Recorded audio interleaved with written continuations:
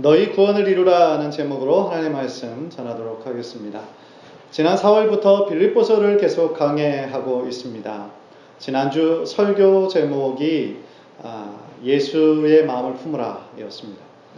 사실은 저는 설교 제목을 정할 때에 보통은 그냥 성경 구절에 있는 그대로 최근 들어 많이 하고 있습니다. 왜냐하면 하나님의 말씀 그 자체의 능력이 있는 것이기 때문에 되도록이면 그 말씀을 좀 우리들에게 기억하기 쉽고 우리들의 마음에 품어야 더 좋지 않을까라는 그런 생각으로 그렇게 하고 있습니다. 예수의 마음을 품으라고 했을 때 그 마음이 혹시 어떤 마음이었는지 기억하십니까? 바로 겸손의 마음이었죠. 하나님의 자리를 내어 버리고 이 땅에 인간의 모습으로 내려오셔서 죽기까지 복종하신, 십자가에 죽기까지 복종하신 예수의 마음을 품을 때 비로소 그 교회 공동체가 하나 되고 또 이 사회 공동체가 하나 될 수 있다라는 것을 우리가 배웠죠. 오늘 말씀은 지난주에 바로 이제 이어져서 나오는 본문인데요. 바울이 빌립보 교인들에게 정말 꼭 하고 싶은 어떤 권면의 내용을 전하고 있습니다. 그래서 오늘 이 말씀을 통해서 또한 우리가 그 바울의 마음을 또 바울이 빌립보 교인들을 생각하면서 전하는 그 신앙의 권면의 내용을 함께 듣고 또 은혜 받는 그런 시간이 되었으면 좋겠습니다. 먼저 바울은 12절에서 나의 사랑하는 자들아 라고 하고 시작을 합니다. 그만큼 빌립보 교인들을 생각할 때 너무너무 사랑이 넘쳤던 것이죠.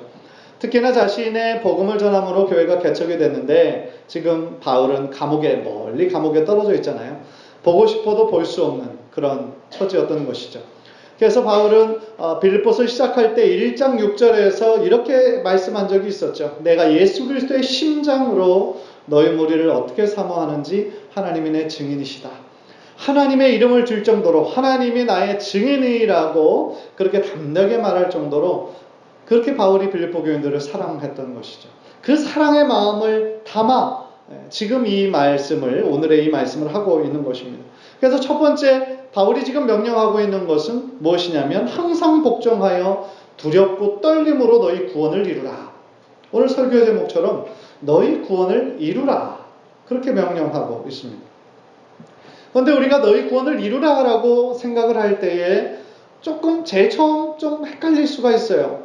왜냐하면 구원이라는 것은 우리들의 어떤 노력과 의지로 이룰 수 있는 성격이 아니기 때문이죠.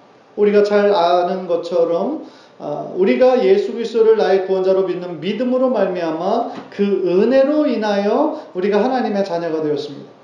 그 믿음마저도 사실은 하나님께서 믿게 해주신 것이지 나의 의지와 나의 노력이 아니었던 것이죠.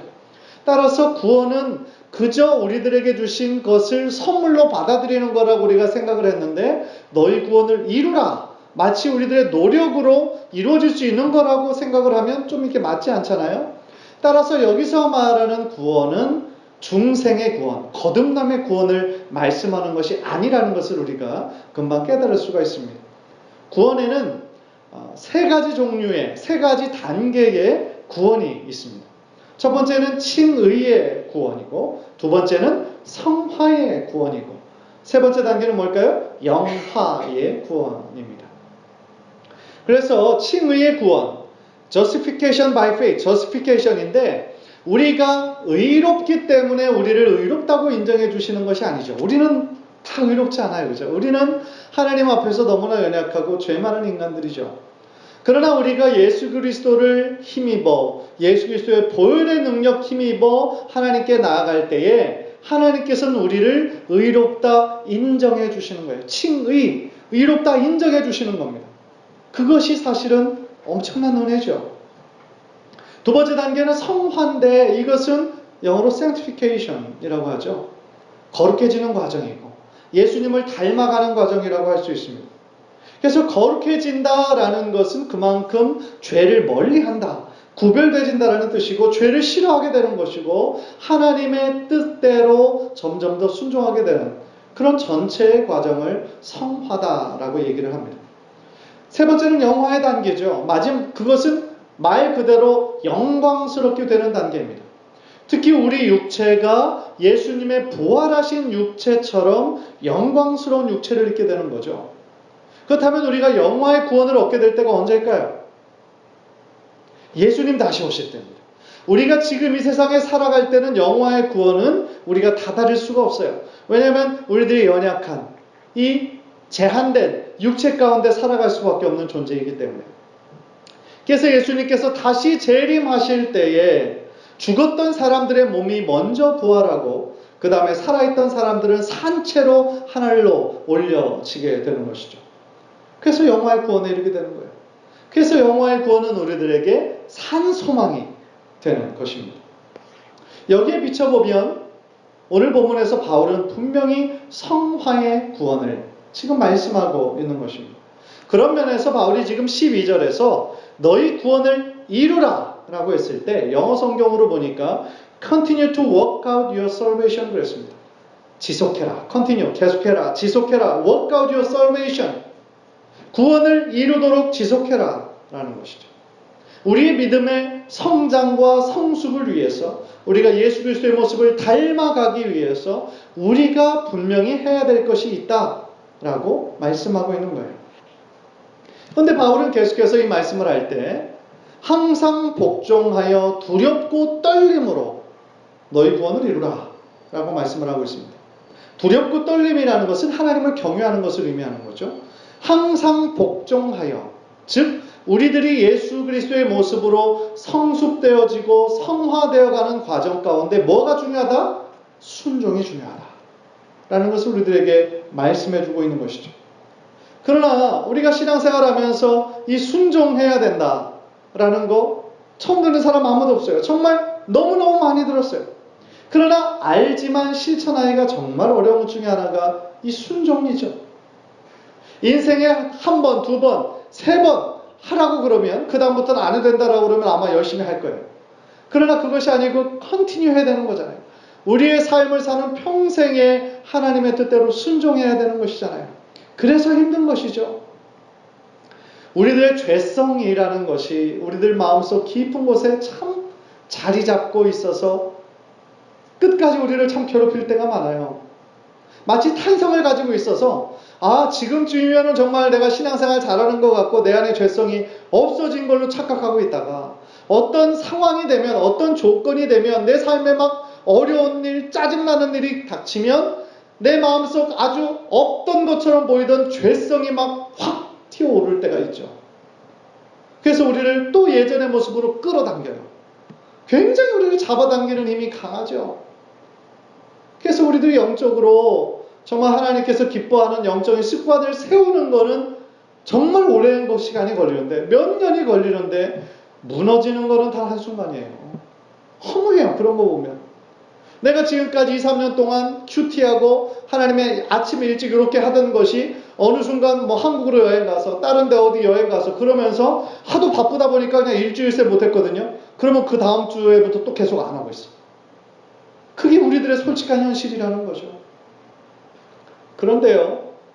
따라서 우리는 오늘 말씀을 기억해야 되는 거죠. 항상 복종하여 두렵고 떨림으로 한 번의 복종, 한 번의 순종으로 되는 것이 아니라 다시 우리들의 흐트러졌던 마음을 제자리로 리셋하는 것. 다시 리셋 버튼을 누르고 리셋하는 것이 너무너무 중요하다는 거예요. 다시 시작하는 거죠. 그 자리에서. 그래서 우리들의 말과 행동, 우리들의 시선 다시 한번 예수 그리스도께 고정하고 다시 주님의 말씀 따라 순종하는 훈련을 계속할 때에 우리들의 삶이 비로소 예수 그리스도의 모습으로 예수 그리스도의 성품으로 조금씩 변화되게 될 줄 믿습니다. 순종이 없으면 변화는 없어요. 이전의 생활이 성화를 이루기에 무엇인가 방해하는 것이 있다면 그것을 과감히 버리지 않으면 변화는 없어요. 그러나 그것이 쉽지 않죠. 왜냐하면 우리들의 삶에 그거 부분이 너무나 그냥 습관처럼 딱 자리 잡고 있는 것을 없애고 새로운 영적인 습관을 한다는 것이 얼마나 힘든 일입니까? 따라서 내 삶의 노력만으로 이루어지지 않는 것이죠. 그래서 교회 생활 오래 했다라고 해서 그 사람이 정말 성화된 사람이냐 성숙한 사람이냐라고 말할 수 없는 거예요. 내가 얼마나 나에게 정말 말씀하시는 그 하나님의 말씀에 적극적으로 받아들이고 적극적으로 순종하는 것이 없으면 내 삶의 변화는 이루어지지 않는 것이죠. 간절히 바라기는 정말 우리의 삶 가운데 늘 예수 그리스도의 말씀에 지속적으로 순종하는 훈련을 통해서 주님께서 기뻐하시는 더욱더 거룩하고 경건한 모습으로 날마다 변화하시는, 성화하시는 우리 귀한 성도님들 되시기를 주님의 이름으로 간절히 축원합니다. 두 번째로 바울은 우리 안에서 일하시는 분은 하나님이심을 말씀하고 있어요. 13절 우리 다 함께 다시 한번 읽겠습니다. 시작. 너희 안에서 행하시는 이는 하나님이시니 자기의 기쁘신 뜻을 위하여 너희에게 소원을 두고 행하게 하시나니. 영어 성경을 보니까 제일 처음에 for로 시작했어요. 왜냐하면 이라는 말로 시작하는 것을 보아서 12절의 말씀과 연결되는 말씀이에요. For it is God who works in you to will and to act according to his good purpose. 그러니까 13절은 구원받은 성도가 왜 성화의 생활을 해야 하는지에 대한 이유를 말씀해 주고 있는 것이죠. 다시 말하면 성도가 왜 그렇게 변화를 위해, 성화를 위해 왜 그렇게 열심히 노력해야 하는지를 말씀해 주고 있어요. 그 이유가 뭡니까? For it is God who works in you. 네 안에서 지금 일하시는 분은 하나님이시기 때문에 라는 거죠. 너무도 귀한 말씀이에요. 성화를 이루기 위해서, 성화의 구원을 이루기 위해서 분명히 우리가 노력해야 될 부분이 있습니다. 우리의 파트가 있어요. 그러나 중요한 것은 우리들의 노력만으로 성화가 온전히 이루어지지 않는다는 거예요. 결국 나의 삶의 성화를 궁극적으로 일으키시는 분, 나의 삶을 변화시키는 분은 궁극적으로 내 자신의 노력이 아니라 내 안에 계신 하나님이시라는 거예요. 바로 그것을 13절은 말씀하고 있는 것이죠. 내 안에 계신 하나님, 어떤 하나님을 말씀하고 있는 걸까요? 성령 하나님이시죠. 내 안에 내주하고 계십니다. 그리고 늘 예수 그리스도를 닮아가도록 그렇게 말씀하시고 권면하신 하나님, 성령 하나님이신 거죠. 다시 말씀드리면 우리가 성령 받기 전에, 예수 그리스도를 나의 구원자로 믿기 전에, 그전에는 내 삶의 주인이 누구였을까요? 나였죠, 당연히. 이 세상 사람들은 지금도 내 삶의 주인은 자신인 걸로 알고 살아가고 있죠. 그러나 예수 믿고 난 이후에 성령님께서 우리들의 마음에 계속 역사하시고 난 이후에 우리들의 삶의 주인은 이제 더 이상 내가 아닌 것이죠. 내 안에 계신 성령님이 주인이신데 문제는 우리가 자꾸 깜빡깜빡 잊어버린다는 거죠. 내가 내 삶의 주인인 것처럼 그렇게 행세하고 모든 것을 결정할 때가 얼마나 많이 있느냐는 거예요. 내 안에 주인이, 내 삶의 참된 주인은 성령님이신데 성령님께 상의도 하지 않고 기도도 하지 않고 성령님의 음성을 듣지도 않고 내 뜻대로 내 마음대로 할 때가 얼마나 많으냐는 거예요. 그것은 어떻게 보면 내 안에 계신 성령님을 전혀 의식하지 않는 것이고 무시하는 행동인 것이죠. 따라서 오늘 바울은 내 삶의 주인이 내 안에 계신 성령님을 인정하며 성령님께서 내 안에서 일하시고 계신 그 하나님의 일하심을 우리가 집중하며 그렇게 살아나가야 된다라는 것이죠. 골로새서 1장 28절 29절 우리 한번 화면을 통해서 다시 한번 다 함께 읽겠습니다. 골로새서 1장 28절 29절 시작. 우리가 그를 전파하여 각 사람을 권하고 모든 지혜로 각 사람을 가르치면 각 사람을 그리스도 안에서 완전한 자로 세우려 함이니 이를 위하여 나도 내 속에서 능력으로 역사하시는 이의 역사를 따라 힘을 다하여 수고하노라. 사도 바울이 이 구절을 통해서 자신의 사역의 목적이 뭔지, 그런데 이 구절을 통하여서 사실 저 목회의 목적, 모든 목회와 선교의 목적도 여기에 나와 있어요. 그게 뭔지 압니까? 나오잖아요. 그리스도 안에서 완전한 자로 세우려 합니다. 우리들의 신앙생활이 뭡니까? 그리스도 안에서 완전해지는 거예요. 그것이 곧 예수 그리스도를 닮아가는 거죠. 성화되어지는 것이죠.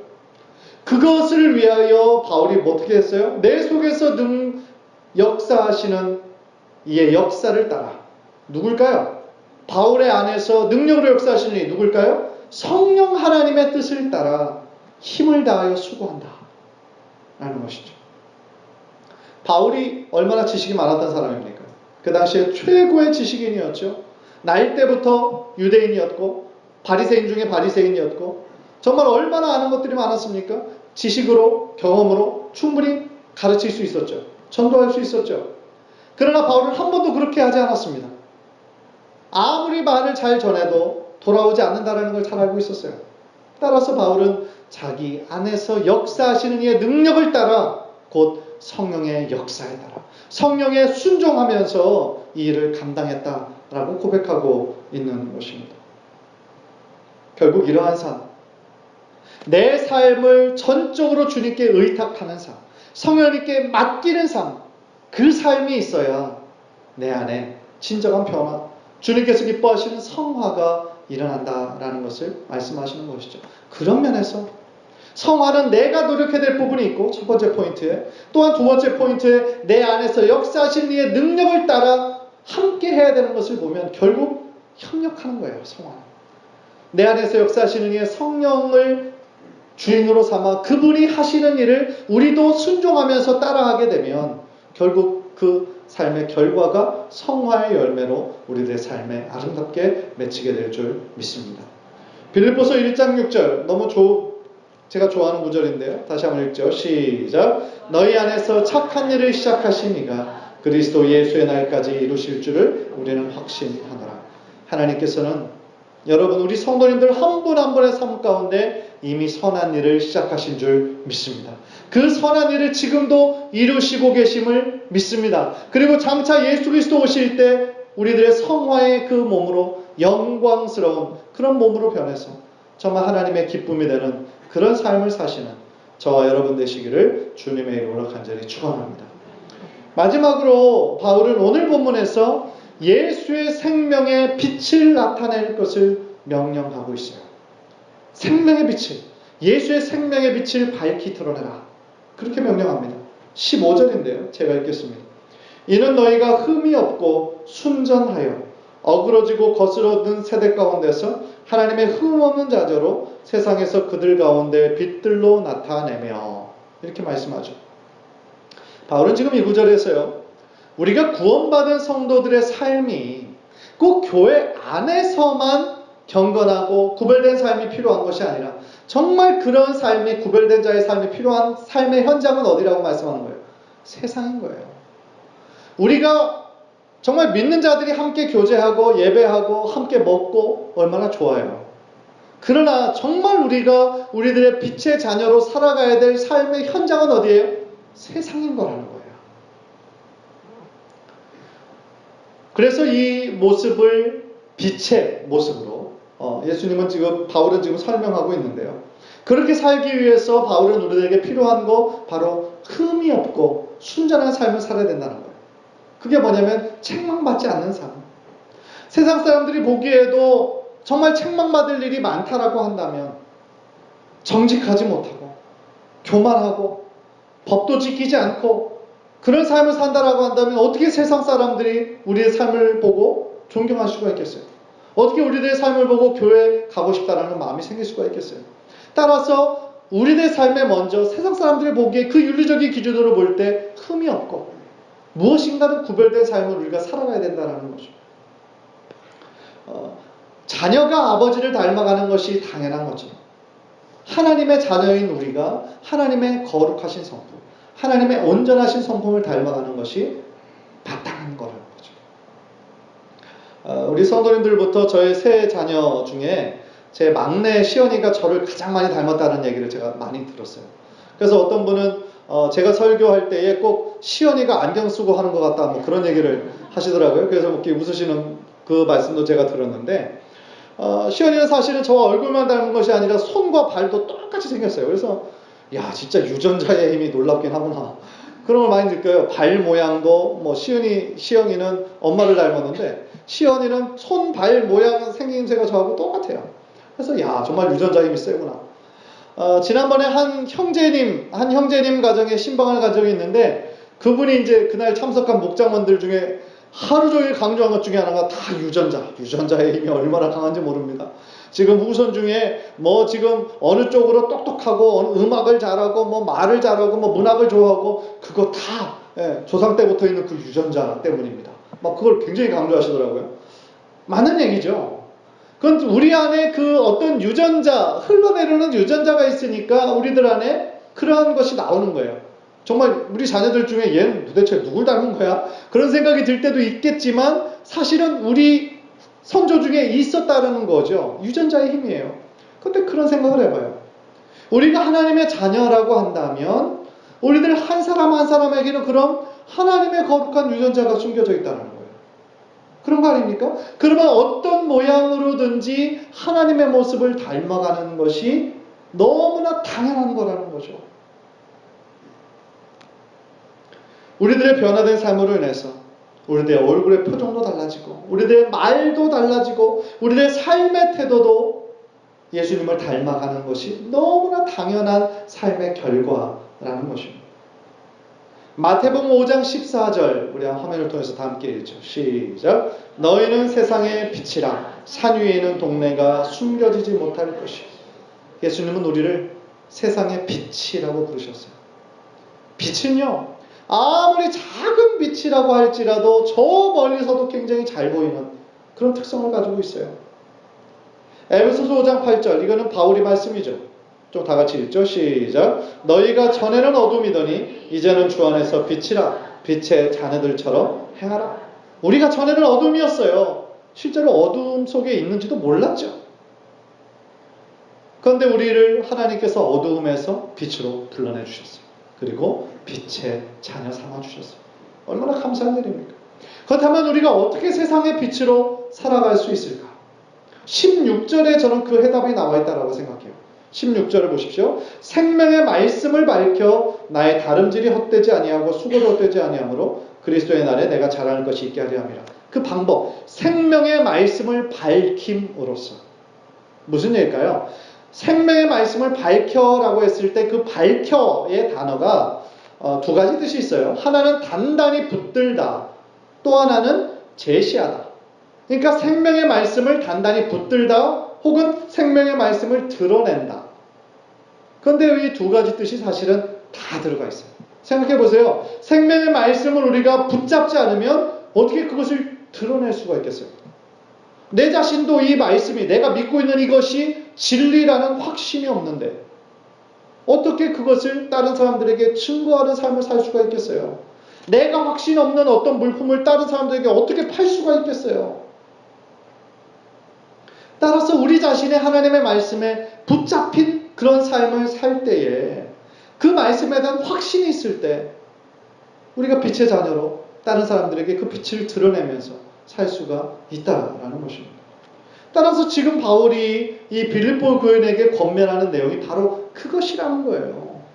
빌립보 교인들이 그 생명의 말씀, 예수의 말씀에 사로잡혀서 그 말씀을 세상에 밝히 드러내는 삶을 살도록 권면하고 있다는 거죠. 그런 삶을 살 때에 바울이 그때까지 전했던 복음이 자신이 정말 감옥에까지 갇히면서까지 순교하면서까지 자기가 지킨 끝까지 그 길을 간 그 믿음에 그것이 보람이 되고 하나님 앞에 자랑이 될 것이다 라고 고백하고 있는 것입니다. 사랑하는 성도 여러분, 예수님께서 우리들 한 사람 한 사람을 세상의 빛이라고 부르셨어요. 그런데 솔직하게 우리 안에는 다른 사람에게 그 빛을 비출 만한 능력이 없어요. 왜냐하면 빛이라는 것은 사실은 전적으로 나에게 속한 영역이 아니라 하나님께 속한 영역이죠. 하나님께서 말씀으로 빛을 창조하셨어요. 빛은 하나님의 성품이에요. 하나님의 속성이에요. 따라서 우리가 빛으로 이 세상에 비춰야 된다라고 빛의 자녀로 살아야 된다고 말씀하시지만 그 빛은 내 빛이 아니라 나의 능력이 아니라 나에게 비춰주신 하나님의 빛이라는 거예요. 늘 기억했으면 좋겠습니다. 우리 자신은요 스스로 빛을 낼 수 있는 발광체가 아니에요. 우리는 발광체가 아니라 반사체예요. 그 빛을 잘 반사해야 되는 사람인 것이죠.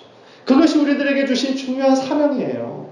내 안에 비추어 주신 그 예수 그리스도의 빛을 아직도 주님의 사랑을 모르는 사람들에게 잘 비추는 것, 반사해서 잘 비추는 것, 그것이 우리들에게 주신 사명이고 그것이 우리들이 하나님의 말씀을 더욱더 견고하게 붙잡아야 하는 분명한 이유가 된다라는 것입니다. 그렇다면 우리가 이 세상에 하나님의 빛을 잘 비추기 위해서 어떻게 될까요? 제가 나왔던 서울신학대학교의 구약학 교수이신 권혁승 교수님이 한 칼럼에서 제가 그것을 보면서 거기에 대한 해답을 얻었어요. 그분은 크게 두 가지를 제시해요. 첫 번째, 반사경의 위치를 제대로 맞춰야 된다는 거예요. 그게 무슨 얘기인지 아십니까? 너무 중요한 포인트죠. 여러분들 혹시 거울로 빛을 이렇게 반사해 보신 적이 혹시 있으세요? 우리가 뭐 의도하지 않았어도 어떤 때는 안경이 비추고 시계가 비추고 빛이 이렇게 비추죠. 여러분 어렸을 때 그런 장난 해보셨는지 모르겠지만 거울로 이렇게 막 비춰가지고 다른 사람 이렇게 친구들 눈부시게 하는 거 저만 했나요? 네, 죄송합니다. 예, 그런 장난 했었거든요. 근데 그러기 위해서는 어떻게 해야 돼요? 빛을 잘 맞춰야 돼요. 그거에 빛을 비춰야 그 빛이 나가죠. 그죠? 근데 굉장히 중요한 포인트라는 거죠. 우리가 빛의 자녀로서 내가 빛이 아니라면 하나님의 빛을 우리가 잘 먼저 받아야 그것을 비출 수 있는 거죠. 그러기 위해서는 우리가 어떻게 됩니까? 하나님께 잘 맞춰야 돼요. 우리가. 빛이신 하나님께 우리들의 삶을 잘 맞춰야 된다는 거죠. 빛의 근원에 맞춰야지 엉뚱한 곳에 맞춰봐야 빛이 나올 수가 없는 것이죠. 그 원리를 신앙적으로 적용하는 것은 쉬워요. 우리가 하나님을 늘 바라보는 삶을 살아야 된다는 거죠. 우리들의 시선이 늘 하나님을 향해야 된다는 거예요. 즉 기도와 말씀으로 하나님과의 친밀한 관계가 늘 형성이 되어야 그것이 우리들의 신앙의 우선순위가 되어야 빛이신 하나님을 잘 비칠 수가 있겠다. 두 번째 원리도 너무 쉬워요. 두 번째 원리, 반사경이 훼손되거나 때가 끼지 않도록 늘 점검하고 청결하게 유지해야 된다는 거예요. 이것도 너무 쉽죠. 안경을 쓰는 사람들 안경이 막 더럽고 지문 많이 묻으면 이거 막 잘 안 보이잖아요. 여러분 선글라스 낄 때 선글라스가 막 이 지문으로 너무 많이 있다고 생각해 보세요. 안 보이죠. 혹시 깨져 있으면 안 보이는 거예요. 마찬가지죠. 우리들의 삶이 결국 하나님의 빛을 잘 비춰낼 수 있는 우리들의 삶 전체가 거울이에요. 따라서 우리들의 삶 전체가 늘 깨진 곳이 없게 또 더럽지 않게 잘 지켜내는 것, 그것이 우선돼야 된다는 것이죠. 마태복음 5장 8절 우리 한번 화면을 통해 다 함께 읽겠습니다. 시작. 마음이 청결한 자는 복이 있나니 그들이 하나님을 볼 것이며. 아멘. 그렇습니다. 우리들의 마음이 늘 청결하고 정결하고 하나님의 빛을 잘 비춰낼 수 있도록 늘 빛의 근원이신 하나님을 향하고 또한 우리들의 몸과 우리들의 영혼을 깨끗게 할 때에 결국 우리들의 삶이 하나님의 그 빛을 잘 반사할 수 있는 그 도구로 잘 사용될 줄 믿습니다. 우리가 사는 이 시대가 점점 더 어그러지고 어두워져 가는 그런 시대에 우리는 살아가고 있습니다. 그 시대가 어둡고 힘들수록 더욱더 한 줄기의 빛의 가치가 더욱더 높아진다라고 생각을 합니다. 간절히 바라기는 내가 가진 빛은 비록 굉장히 작은 빛이라고 할지라도 내 안에 계신 예수님의 진리와 능력을 더욱더 의지해서 이 세상 보세요. 소망이 없는 참 소망을 엉뚱한 것에다 두고 살아가고 있잖아요. 참 소망이 없이 살아가는 사람들에게 인생의 목적과 방향이 없이 살아가는 수많은 세상의 사람들에게 예수의 생명의 빛을 진리의 빛을 환히 드러내는 그런 삶을 사시는데 힘쓰고 노력하는 저와 여러분이 되시기를 주님의 이름으로 간절히 축원합니다. 우리 한번 기도하시겠습니다.